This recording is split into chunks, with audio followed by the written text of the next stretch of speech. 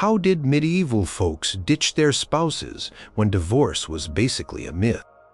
What shocking secrets did they dig up to break free from forever all the way back in the 11th century? Number 9. Not consummating the marriage. So you got married in the medieval period. Maybe it was a huge fancy affair. Maybe it was just a quiet agreement. But here's the kicker. For the marriage to be totally, legally, and spiritually binding in the eyes of the church, it often needed to be consummated. That means, well, the couple had to actually, do the deed. If they didn't, for whatever reason, that was a potential ticket. Out. It sounds simple, right? Just say we never, and you're good to go. Not so fast, friend. This wasn't a casual declaration in the public square. This was a serious charge, and it involved proving something that happened, or more accurately, didn't happen behind closed doors. The church's reasoning for this was rooted in the idea of a marriage as a covenant, a sacred bond that mirrored the union of Christ and the church. Consent was vital, yes, but consummation was seen by many as the physical manifestation of that spiritual union, making the marriage truly indissoluble. Without it, the marriage was considered valid, but not ratified. Think of it like a contract that's signed, but not fully executed. It was valid in the sense that the vows were exchanged, but it hadn't reached its final unbreakable state. This gave a loophole, a small crack in the wall of marital permanence. The process for proving non-consummation was, to put it mildly, deeply uncomfortable and often humiliating. It wasn't enough for one spouse to simply claim that the marriage was never physically completed. Church courts, which handled these matters, required evidence. And what kind of evidence do you get for something that happens in private? Well, the courts got creative, or perhaps intrusive. One common method involved inspections. Yes, you read that right. Medical examiners, typically reputable women or midwives, sometimes even a panel of them, would be appointed by the court to physically examine the parties involved. Their job was to determine if either spouse was physically incapable of consummation. Was there an anatomical impediment? Was one party impotent or frigid? These examinations were not just for show. The findings were presented as testimony in court. The very idea of such an intimate detail being scrutinized by strangers and then openly discussed in a court of law paints a vivid picture of the desperation or conviction required to pursue such an annulment. But what if there was no physical impediment? What if one party just refused? A willful refusal to consummate the marriage could also be grounds for annulment, but it was much harder to prove. How do you prove a lack of desire or cooperation? It often came down to sworn testimony. Complaining spouse would have to swear under oath that consummation had not occurred. And often, the other spouse would have to respond, either confirming or denying the claim.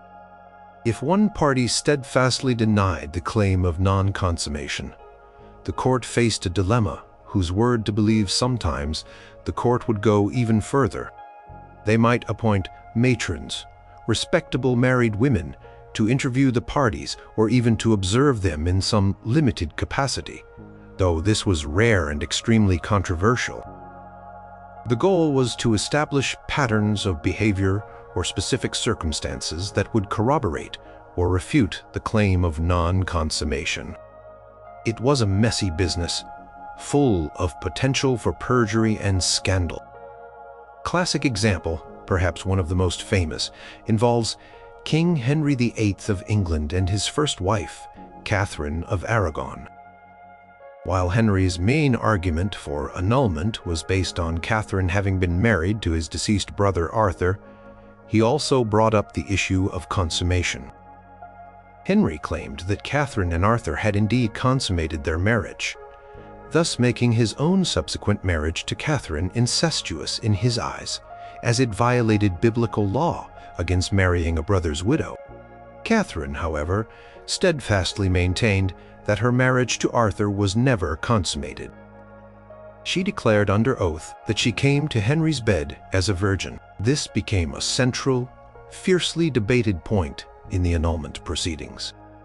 The stakes were incredibly high for Henry, as he sought a male heir and an annulment that would allow him to marry Anne Boleyn. For Catherine, her honor, her daughter Mary's legitimacy, and her very crown were on the line. Arguments about whether Arthur and Catherine knew each other became a public spectacle, debated by theologians, lawyers, and even ordinary people across Europe. The court ultimately did not rule definitively on this specific point due to the broader political implications and Catherine's unwavering denial, but it illustrates how profoundly and publicly such claims could be debated. Another interesting aspect was the potential for impotence or frigidity. If a spouse was found to be permanently and incurably impotent or frigid, preventing them from ever consummating the marriage, this could be grounds for annulment. This wasn't about refusal, it was about physical inability. The examinations mentioned earlier were primarily for this purpose. Imagine being a powerful lord or lady and having a panel of matrons declare you physically incapable of conjugal relations. The shame and embarrassment would have been immense. What made this annulment ground particularly tricky was the temptation for false claims. A spouse, desperate to escape an unhappy marriage, might simply lie about non-consummation. Lying under oath in a church court was a very serious offense, a sin, and if discovered, it could lead to severe penalties, including excommunication or public penance. So while it offered a way out, it was a path fraught with risk and intense scrutiny. It wasn't a quick fix, and the intimate details of one's private life became fodder for public legal proceedings. This was just one of the many convoluted paths to freedom from a medieval marriage. Number 8. Non-consent or coercion. Now, you might think, well, obviously, if someone doesn't agree to the marriage, it shouldn't count. And in the medieval church's eyes, you'd be largely right. Consent was a cornerstone of a valid marriage. True marriage, they believed, had to be entered into freely and willingly by both parties. No, I do meant no marriage, essentially. However, proving a lack of consent, or worse, proving you were forced into a marriage, was an entirely different beast altogether. It sounds straightforward on paper, but the reality was a tangled mess of social pressure, family expectations, and power dynamics. In medieval society, marriages were often less about romantic love and more about alliances, property, and dynastic ambitions, especially among the nobility and wealthy classes. Marriages were tools to consolidate power, end feuds, or gain new lands. Children, sometimes even as young as toddlers, were betrothed, their futures decided for them by their parents or guardians. So when a young person reached marriageable age, perhaps 12 for girls and 14 for boys, and suddenly found themselves pushed towards a union they detested, what could they do? The church doctrine held that consent had to be real and genuine. This wasn't just a nod of the head. It had to be an internal act of will. If a person was physically forced to say, "I do," or if they were under such extreme duress that their will was completely overcome, the marriage could be deemed invalid from the start. This duress could come in many forms: threats of violence, imprisonment, threats against family members, or even psychological torment. Challenge lay in demonstrating this coercion to a church court. Unlike a broken arm, you couldn't simply point to coercion. It was often a matter of interpretation and testimony. The aggrieved party had to present witnesses who could attest to the pressure they were under. This might include servants, friends, or even sympathetic family members who could describe the threats or intimidation tactics used. But what if the coercion happened behind closed doors? What if the threats were subtle yet constant? Consider the case of a young noblewoman betrothed to an elderly, undesirable lord. Her parents might not physically force her to the altar, but they might threaten to disinherit her, lock her away in a convent, or even starve her into submission. These were powerful threats in a society where a woman's economic and social survival depended almost entirely on her family and her marriage. Could such pressure be considered coercion sufficient for an annulment? It depended heavily on the specific circumstances and the willingness of the court to interpret the Church's rules broadly.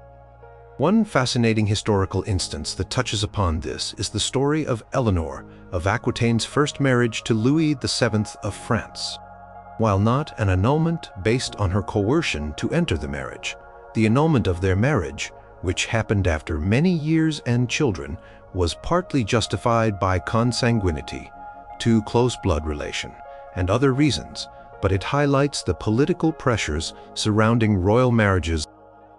The idea of free will was paramount for the Church, but often ignored in practice by powerful families. A more direct example might be found in cases involving abduction. If a woman was literally kidnapped and forced into a marriage ceremony, perhaps even raped afterwards, the Church was generally clear that such a marriage was invalid because there was no consent. However, even here, proving the lack of consent could be complicated by accusations that the woman had somehow consented afterwards, perhaps to save her reputation, or that she had willingly gone with her abductor. The burden of proof was always on the person seeking the annulment. Sometimes, the coercion was not overt violence, but a deeper, more systemic pressure.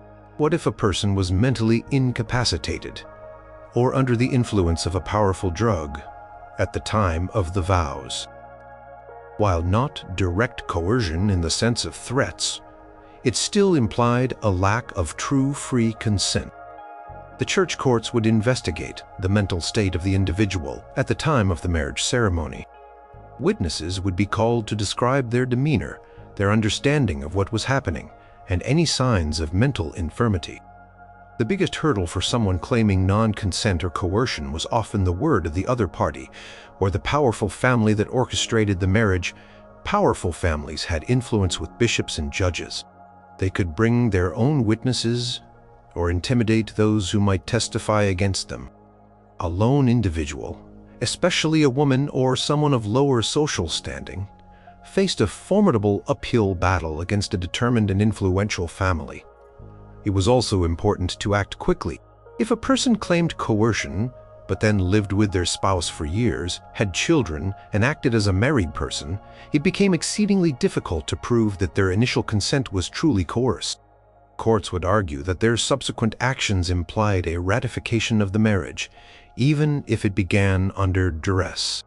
This concept, known as ratification by subsequent cohabitation, meant that if you didn't fight it right away, you might lose your chance forever.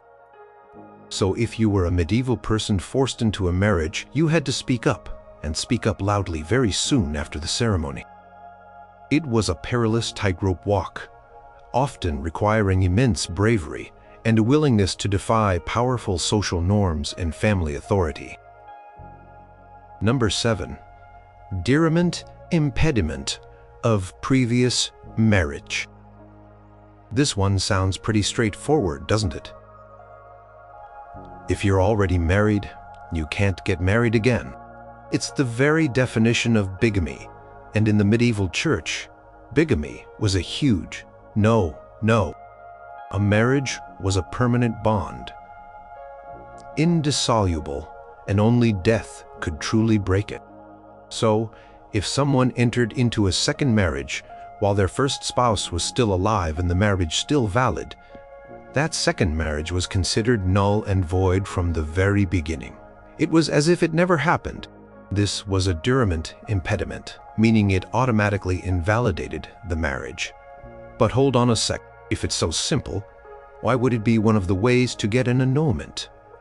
Surely people knew if they were already married. Well, yes and no. The medieval world was not like ours with instant digital records and easy ways to verify identities and marital status across vast distances. Communication was slow, travel was dangerous, and information was often localized. Consider a scenario. A man, let's call him Thomas, leaves his village to go on a pilgrimage or a crusade. He's gone for years, and no one hears from him. He's presumed dead. His wife Agnes, after a suitable mourning period and perhaps under pressure from her family or for economic necessity, marries another man, John, years later. Lo and behold, Thomas returns. He's alive. What happens to Agnes's marriage to John? In this situation, the second marriage to John would be invalid. Agnes was still married to Thomas in the eyes of the church. Her marriage to John would be annulled, and she would legally be considered still married to Thomas. This created all sorts of emotional, social, and legal complications. Children she had with John would be illegitimate, for instance, unless specific papal dispensations were sought, which was a lengthy and costly process. Proving a previous marriage wasn't always easy, especially if one party had moved to a different region or country. You'd need witnesses who could attest to the first marriage taking place. People who were present at the vows, or those who could confirm the couple lived together as husband and wife. Church records, though not as comprehensive or centrally organized as today, could also be vital evidence if they existed and could be located. Another common way this impediment popped up was when someone simply lied about their marital status. A man might arrive in a new town, claim to be single, and marry a local woman, all while having a wife back home. If his deception was discovered, the second marriage would be annulled. The tricky part was the discovery. Sometimes it was a chance encounter, a jealous relative, or an investigative bishop who unearthed the truth. An example of this might not be a direct annulment case, but it illustrates the complexity. The stories of crusaders' wives. Many women whose husbands went on long crusades faced agonizing uncertainty. They might wait for years believing their husband's dead before remarrying out of necessity. If the husband then returned, the subsequent marriage was in peril. The church generally favored the first valid marriage. This created profound human drama and legal dilemmas. Concept extended beyond formal, church-sanctioned weddings. In some parts of Europe, and certainly in earlier medieval times, informal marriages, often called sponsalia per verba de praesenti, marriage by words of present consent, were also recognized. If a man and woman exchanged vows with the intent to marry, even without a priest or public ceremony, they were often considered married. If one of them then went and had a formal church wedding with someone else, that formal wedding could be annulled if the prior informal marriage could be proven. Proving an informal marriage, however, was incredibly difficult, relying entirely on witness testimony about private declarations. The existence of a previous valid marriage was a strong and clear ground for annulment because it struck at the heart of the Church's doctrine of monogamy and the permanence of marriage. However, the practicalities of proving it across a vast pre-modern world, with limited record-keeping and slow communication, often made it a complex and drawn-out legal battle. It wasn't always about a simple case of, "I'm married, so I can't marry you." Often, it was about proving someone else's marital status, or proving the non-existence of a presumed death, or dealing with the fallout of a clandestine earlier union. It was a clear-cut rule, but its application in the messy reality of medieval life was anything but. Number 6. Lack of proper form or ceremony.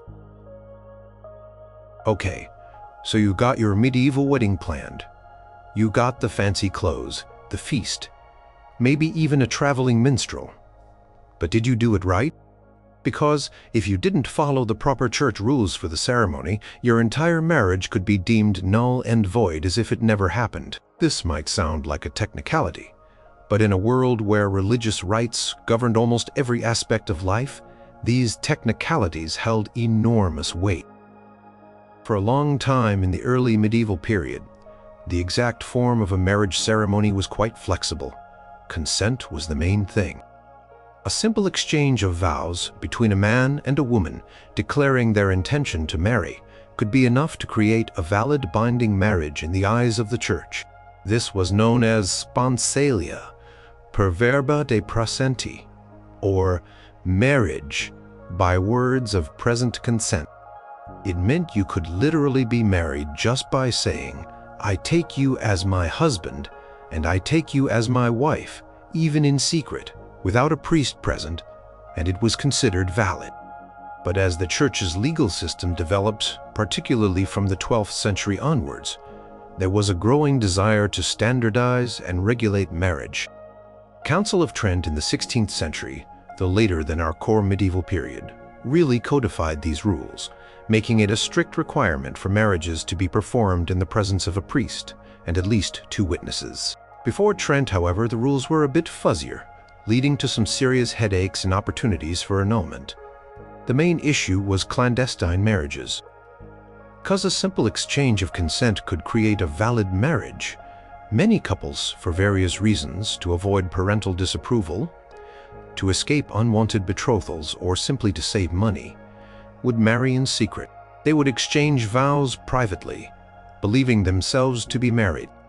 Problem arose when one of them, perhaps years later, decided they wanted out, or when a family discovered the secret union and wanted it broken.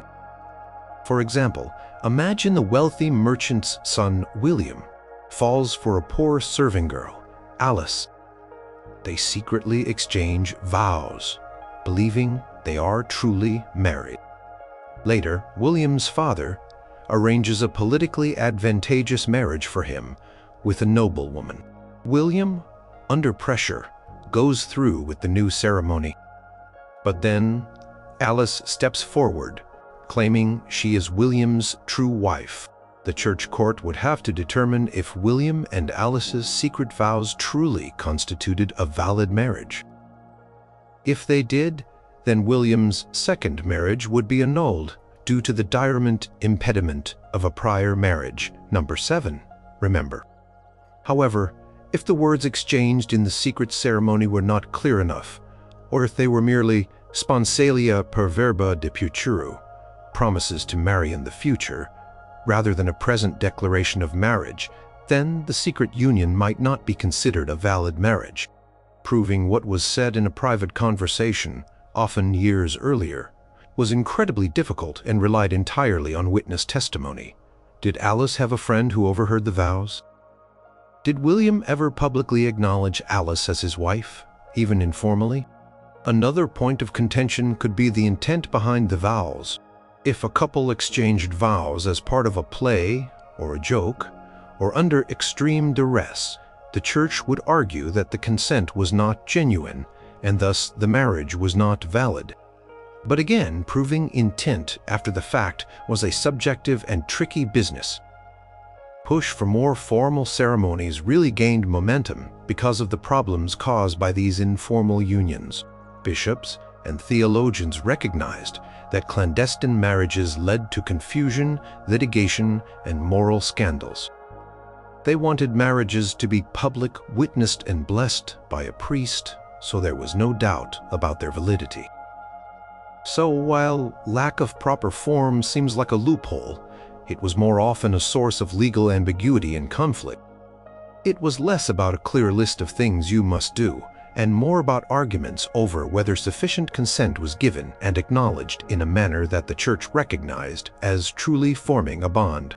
For instance, sometimes a family would try to annul a marriage by arguing that the marriage contract wasn't properly executed, or that the vows weren't exchanged in a consecrated space, or that a priest wasn't present, hoping to leverage these irregularities.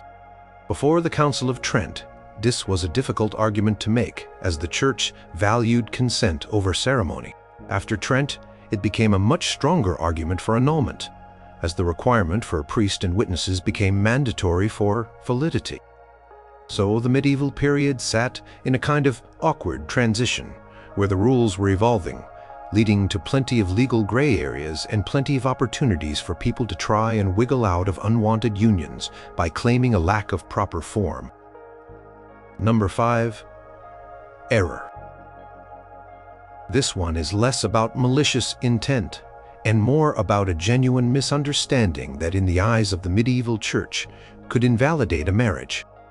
Concept of error as a ground for annulment essentially meant that one or both parties were mistaken about something absolutely fundamental to the marriage, something so significant that it destroyed the basis of true consent.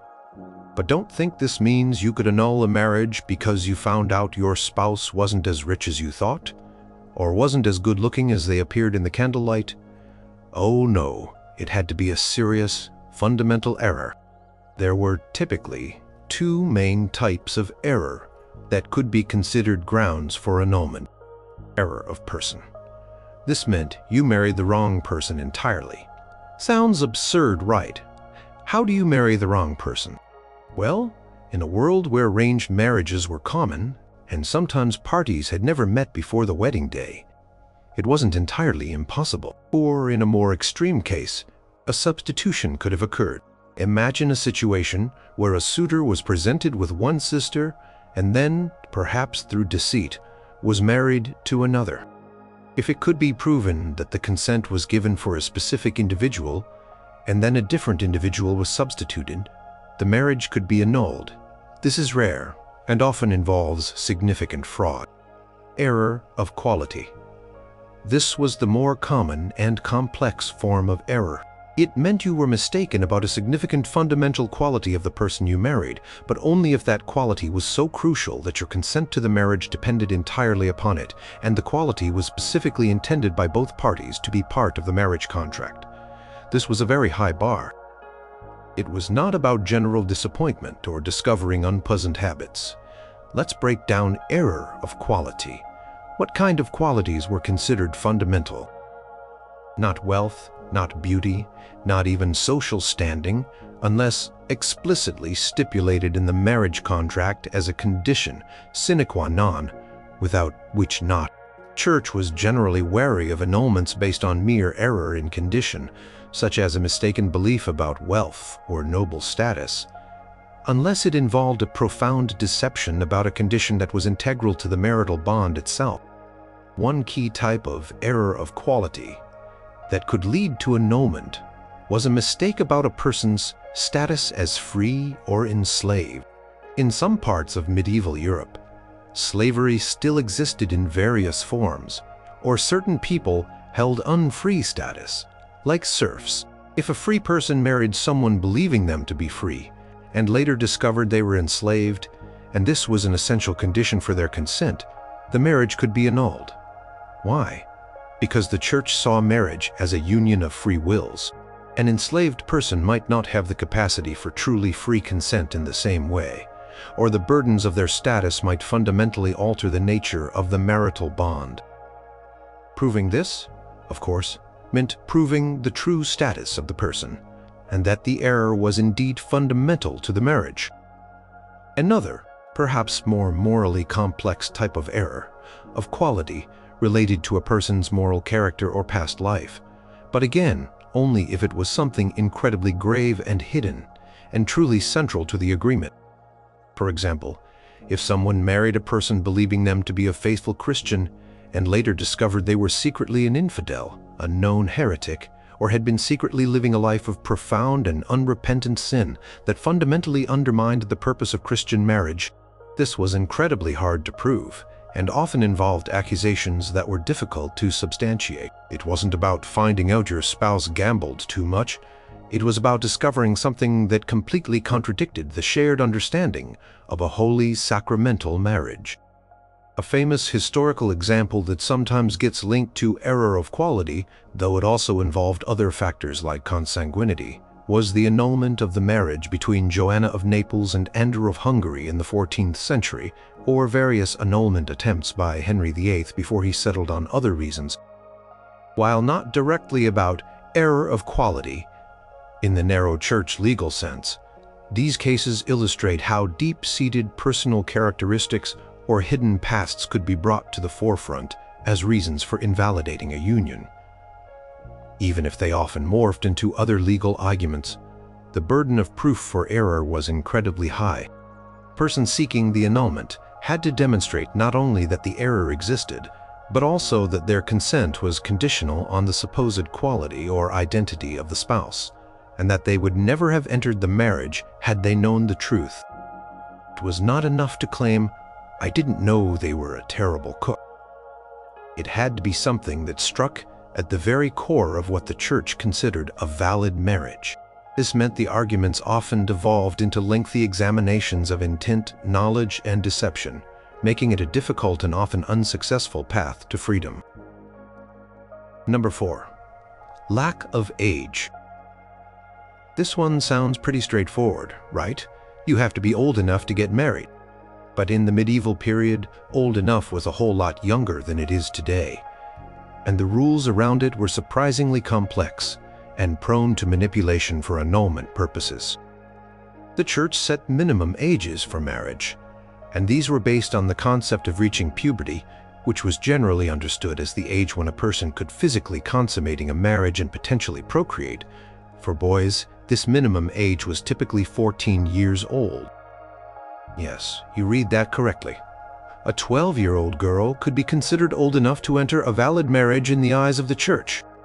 However, just because someone was old enough by these standards didn't mean they were free to marry anyone they pleased. Parents often arranged marriages when children were much younger, sometimes even in infancy. These were called betrothals, or sponsalia de futur, promises to marry in the future. These betrothals were serious legally binding agreements between families, but they were not considered valid marriages and crucially formally ratified their consent. Here's where the annulment loophole came in. If a betrothed couple, upon reaching the canonical age, 12 or 14, did not formally consent to the marriage, or if one of them actively dissented, the marriage could be annulled on the grounds of lack of age or, more accurately, lack of full consent at the age of consent. For instance, a young girl, perhaps 8 years old, might be married by her parents to a much older man, say 30. This initial ceremony, while perhaps celebrated with pomp and circumstance, was not a full valid marriage in the eyes of the church because the girl was below the age of consent. When she reached 12, she would have the opportunity to either ratify the marriage by continuing to live with her husband or explicitly consenting, or to reject it. If she rejected it, perhaps because she despised her much older husband, or because her family's fortunes had changed and a better match was available, she could seek an annulment. The challenge lay in proving the lack of ratification or the active dissent. If the couple had lived together as husband and wife after reaching the age of consent, especially if they had consummated the marriage, it became much harder to argue that they hadn't given their consent. The church typically presumed consent through continued cohabitation after the age of majority.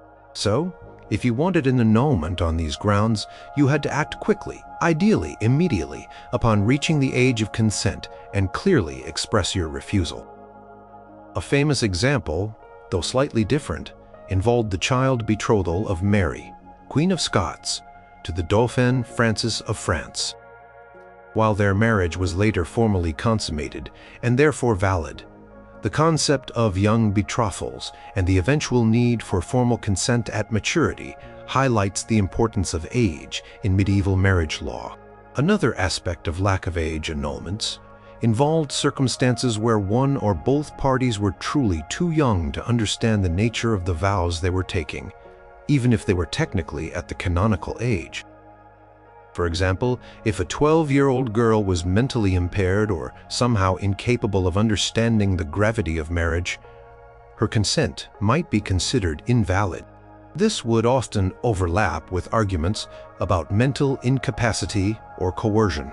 The issue of lack of age was particularly significant in royal and noble families where child marriages were common.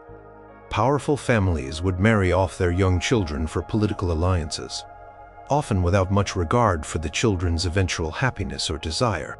If one of these child spouses grew up and found the alliance no longer beneficial or simply found their partner abhorrent, they might try to leverage the lack of age argument, claiming they never truly consented at maturity.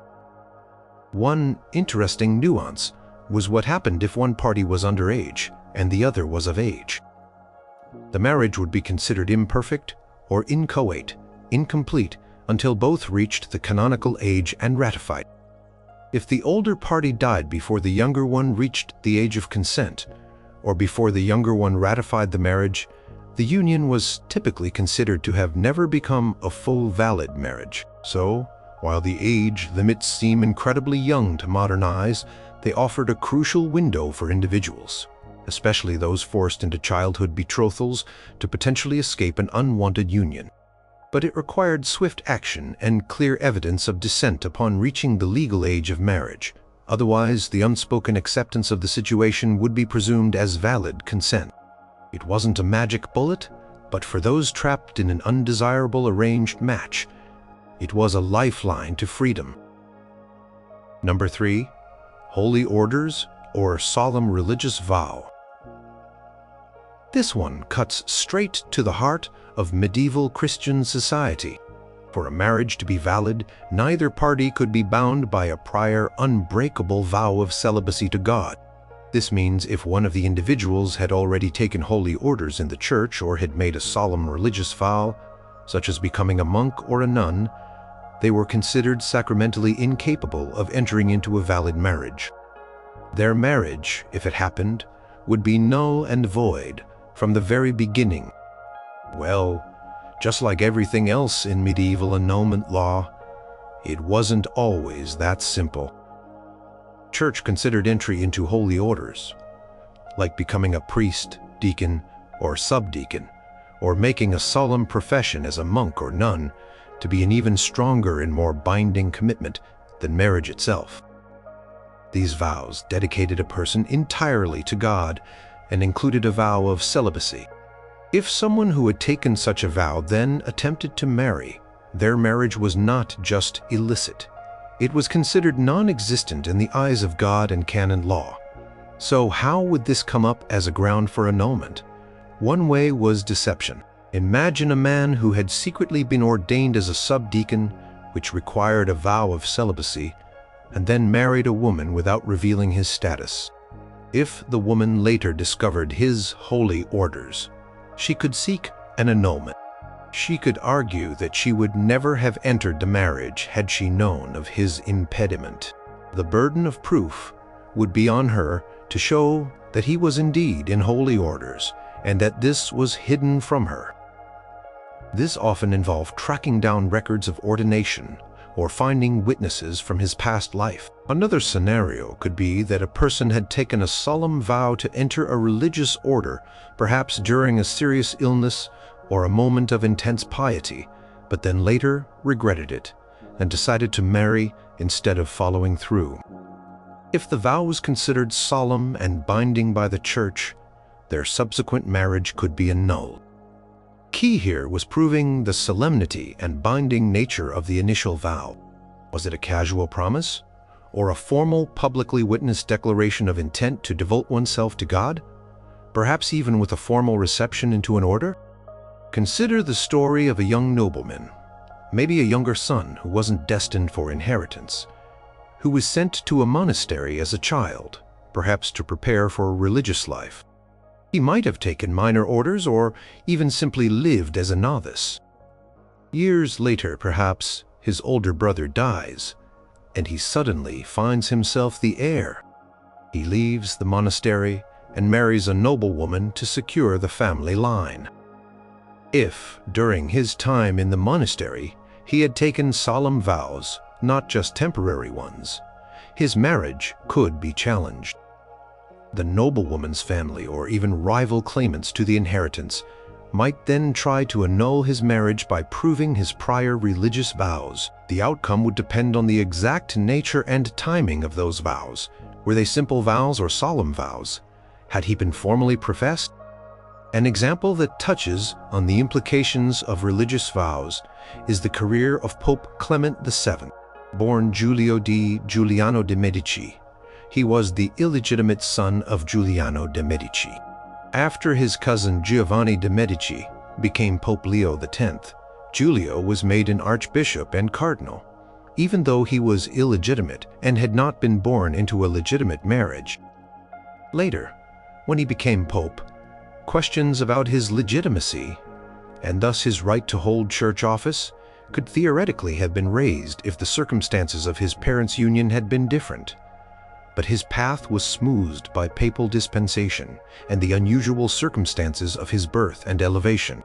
This isn't a direct annulment case, but it highlights how deeply matters of religious status and legitimacy were intertwined with family and political power in the medieval church. The legal process for proving holy orders or a solemn vow involved gathering documentation from church archives, if they existed, testimonies from fellow clergy or religious, and witnesses who could attest to the person's status and the nature of their vows. It was a rigorous and often public inquiry. Also important to note that merely taking minor orders or making a private informal vow generally did not constitute an impediment to marriage. It had to be a solemn vow or higher holy orders. This distinction was crucial and often a point of heated legal debate. A person might argue their vow was not solemn, while the other party would argue it was in order to secure the annulment. Ultimately, this ground for annulment reflected the medieval church's absolute commitment to the sanctity of religious vows and the concept of celibacy for its clergy and consecrated religious. It was a powerful tool to invalidate unions that transgressed these fundamental spiritual commitments, even if its application could lead to complex and emotionally fraught legal battles. It reminded everyone that some commitments to God were considered even more binding than those made to another human being in marriage. Number 2. Spiritual relationship, godparents. This one is truly wild and deeply fascinating, highlighting just how far medieval canon law went in defining impediments to marriage. Beyond blood relations, the Church also recognized spiritual kinship as a barrier to marriage. What on earth is spiritual kinship? It arose from the sacrament of baptism, specifically between a godparent and their godchild, and extended to their respective families.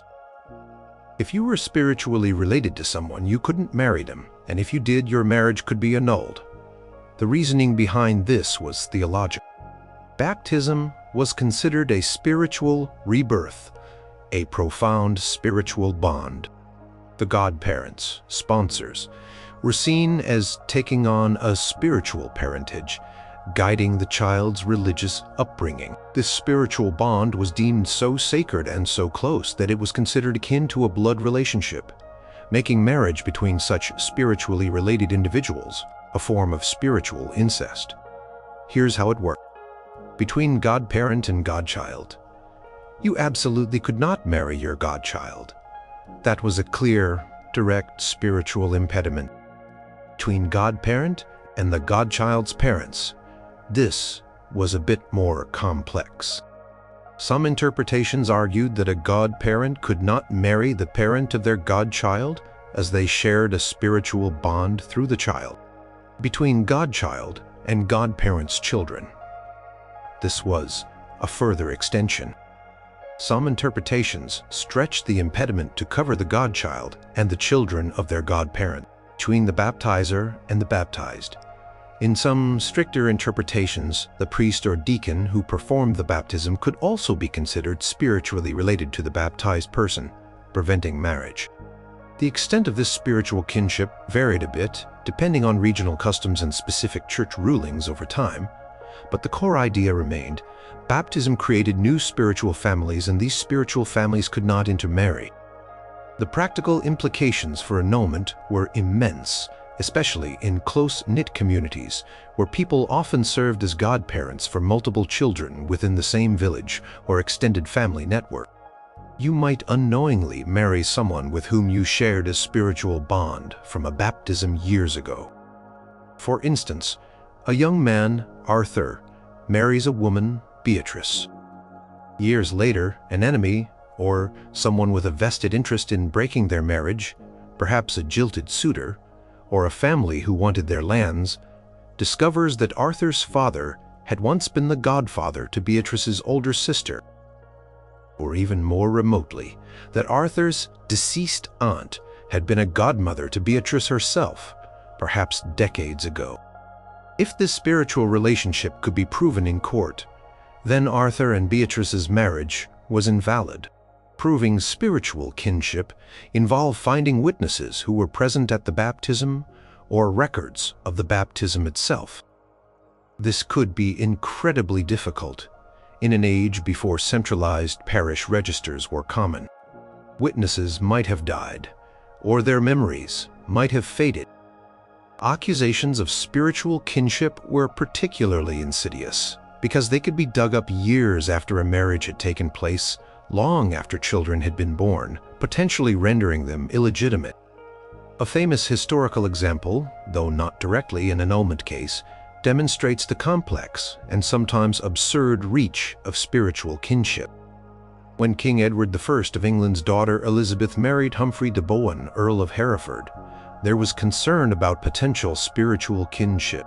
The royal family had extensive networks of godparents, and ensuring no hidden impediments existed was a serious concern for royal marriages. While not a direct annulment, such royal concerns highlight how seriously this impediment was taken. Church, in its effort to ensure the sanctity of marriage and to prevent what it considered spiritual incest, sometimes stretched these rules to what seemed to us bizarre extremes. It also created a powerful tool for those seeking annulments. If a marriage was no longer convenient, perhaps due to lack of an heir or shifting political alliances, someone could dig through family histories looking for any forgotten baptismal connections. It was a backdoor, a kind of legal alchemy that allowed a marriage to be undone by the ghost of a ceremony from the distant past. It was a constant reminder that medieval marriage was not just about two people, but about their entire network of social, familial, and even spiritual connections. Number 1. Consanguinity and affinity. This is arguably the biggest, most common, and most frequently exploited loophole in medieval marriage annulment. Get ready? Because it's a tangled web of family trees that could make even the most dedicated genealogist sigh. Consanguinity means being related by blood. Affinity means being related by marriage. The medieval church had incredibly strict and expansive rules about who you could and could not marry based on these relationships, extending far, far beyond what modern societies consider incestuous. Core idea was that marriage between close relatives was forbidden, a concept rooted in biblical law, Leviticus. But the medieval church extended this prohibition to an astonishing degree, using a system of degrees of kinship. Initially, these prohibitions could extend to the 7th degree of consanguinity. What does that mean? It means you couldn't marry anyone with whom you shared a common great-great-great-great-great-great-great-grandparent. Put that in perspective, in a small, isolated community, almost everyone would be related within 7 degrees. This was an enormous impediment. Think about it. If you traced your family tree back 7 generations, you'd have 128 great-great-great-great-great-great-great-great-grandparents. And if any of those 128 people were also an ancestor of your spouse within 7 degrees, your marriage could be annulled. This meant that a 4th cousin, or even a 5th or 6th cousin, could be too closely related to marry. The reason for such an expansive prohibition is debated, but it partly stemmed from a theological interpretation of the unity created by marriage. Husband and wife became one flesh, and therefore their families became related as well. It also served practical purposes for the church, allowing it to exert control over powerful families who needed dispensations to marry within their often inbred circles. Now let's talk about affinity. This is where it gets even more complex. Affinity meant you became related to your spouse's family through marriage, and this relationship persisted even after the death of your spouse. So, if you married a woman, you became related by affinity to all her blood relatives, and if that woman died, you still had that affinity. Here's an example of how affinity could be a major problem for annulment. Let's say a man, Robert, marries Alice. Alice dies. Robert then wants to marry Alice's sister, Elizabeth. In many modern societies, this would be perfectly acceptable. But in the medieval church, Robert was related by affinity to Elizabeth through his marriage to Alice. This marriage to Elizabeth would be considered invalid because of the impediment of affinity. Even more convoluted. What if Robert married Alice, and then Robert's sister married Alice's brother? That would create cross-affinity ties that could complicate other potential marriages within the extended family. The most famous example, of course, is King Henry VIII's annulment case against Catherine of Aragon. Henry wanted to marry Anne Boleyn and produce a male heir.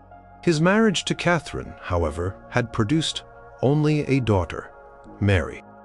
Henry's primary argument for annulment was that his marriage to Catherine was invalid from the start due to affinity. Catherine had previously been married to Henry's older brother Arthur, who died young. Henry argued that because Catherine and Arthur had consummated their marriage, Catherine became related to Henry by affinity. Marrying a brother's widow was forbidden by Leviticus, though Deuteronomy offered a counterpoint. Catherine swore her marriage to Arthur was never consummated thus. In her view, no affinity was created. This became the central legal and theological battle of the English Reformation, with immense political and religious consequences. Despite Catherine's fervent denials and the complexities of biblical interpretation, Henry pressed this claim relentlessly, eventually breaking with the Pope and establishing the Church of England to achieve his annulment. Proving consanguinity or affinity was a monumental task. It involved genealogical research, tracing family trees back many generations, relying on family records, local histories, and oral traditions. This was far from easy in a pre-modern era with limited literacy and record-keeping. Witness testimony. Old relatives who could recall who married whom generations ago, or who remembered specific baptisms or funerals that established relationships. Papal dispensations. Families often sought dispensations from the Pope to marry within prohibited degrees of kinship, especially noble families who had a limited pool of suitable marriage partners. The existence or non-existence of such a dispensation could be crucial evidence. The very broadness of these rules meant that almost any long-standing established family could, with enough digging, find some distant, forgotten kinship that could be used as a reason for annulment. This made it a powerful weapon for families or individuals who sought to escape an inconvenient marriage, especially if it was a political alliance that had gone sour, or if it had failed to produce a desired heir. It was often a tactic of last resort, brought out when other avenues failed. While the Church did reduce the prohibited degrees of kinship from the 7th to the 4th, and eventually even narrower, at various points, particularly after the Fourth Lateran Council in 1215, it still left a vast scope for annulment claims. The fourth degree still meant you couldn't marry your fourth cousin. Complexity, the extensive research required, and the high stakes involved in proving these hidden family connections made consanguinity and affinity the reigning champion of medieval annulment grounds, often fueling epic legal battles and reshaping the political landscape of Europe. It was a true test of genealogical detective work and legal maneuvering, turning hidden family secrets into public spectacles that determined fates and kingdoms.